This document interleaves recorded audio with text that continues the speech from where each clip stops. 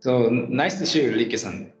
So I'm Shiraki, a robot engineer in Oshima Shipyard. Oshima Shipyard is located in Nagasaki, in Japan.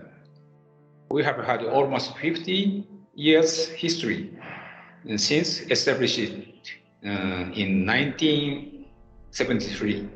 We specialize to build bulk carriers and deliver more than 35 vessels in a year. First, 6 robots developed by the Inrotech were introduced in 2011 at our sub-assembly production line. Then we increased 6 more robots in another new assembly line in 2019 too. What are you using the robots for? What is the kind of welding where the robots are used? We are using the robot for the sub-assembly of the wind tanks. We weld the webs, color plates, and brackets by the robot at the intersection between the transverse web and the longitudinal profile. In all the welding work, there's a slight difference in the dimension and for the accuracy.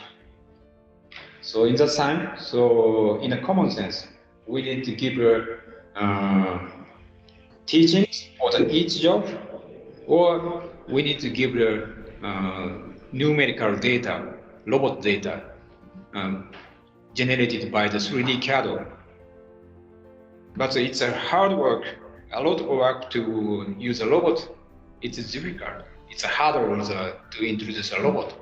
But for the Inrotech robot, it doesn't matter because a robot can find the actual dimension in all the job by itself. We don't need to give robot data on any teaching. It is amazing thing. I think Inrotech always looks important of the usability for the operators. Basically, simple operation is given, but they can provide custom settings for the skilled operators too. User-friendly and flexibility are the characteristics of the Inrotech system. So it is giving motivation for our operators to work with robots. Operators also give us many ideas, improve the usability, the adaptability, and the welding quality. So we can develop the welding quality with our experience by ourselves, of course, due to support by Inrotech.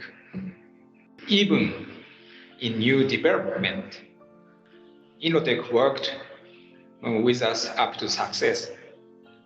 They are keeping good partner with us.